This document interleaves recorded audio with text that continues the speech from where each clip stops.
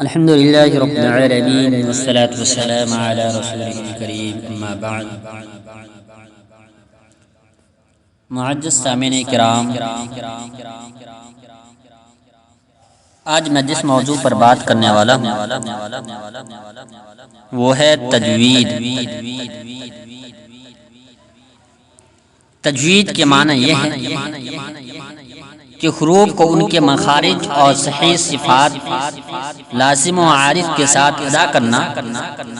اس میں بہت احتیاط کرنا چاہیے، کیونکہ بعض حروف ایسے ہیں کہ مخرج ان کا ایک ہے، ان میں فرق صرف صفات کی وجہ سے ہوتا ہے۔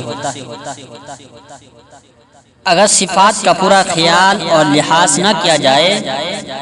تو ایک حرف کے بجائے دوسرا حرف ہو جاتا ہے، جیسا کہ تا کی جگہ قا اور طا کی جگہ تا، اور سین کی جگہ صاد اور صاد کی جگہ سین ادا ہو جاتا ہے۔ ایک قسم کی غلطی کی یا اس کی مثل اور کھرے کو پرا پڑ دیا اور پرے کو کھرا پڑ دیا، یا صبر زیر پیش کو اتنا گھیچ دیا کہ حروف پیدا ہو گیا، یا ساکن کو متحرک یا متحرک کو ساکن کر دیا تو گناہگار ہوگا۔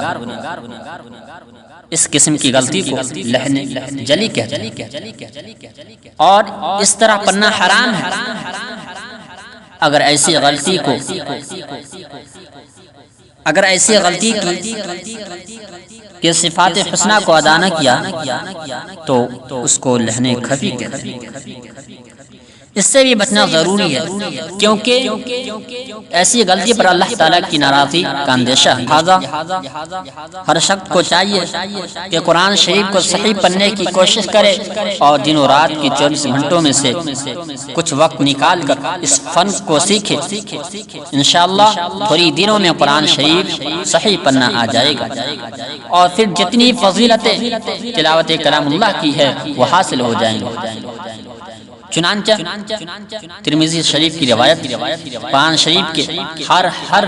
حرف پر 10 نیکیاں ملتی ہیں۔ چنانچہ حضور اکرم صلی اللہ علیہ وسلم نے فرمایا،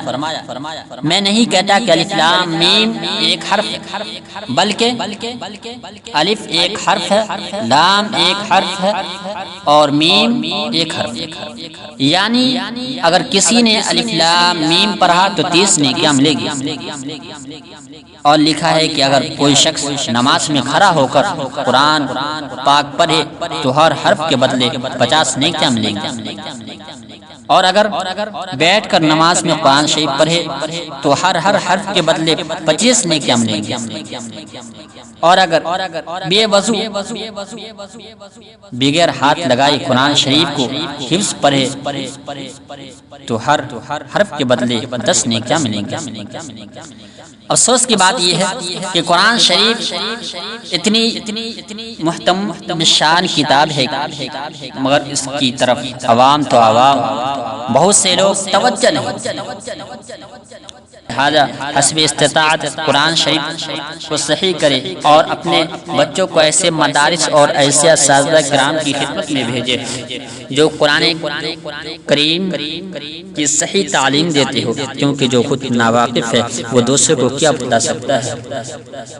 نیز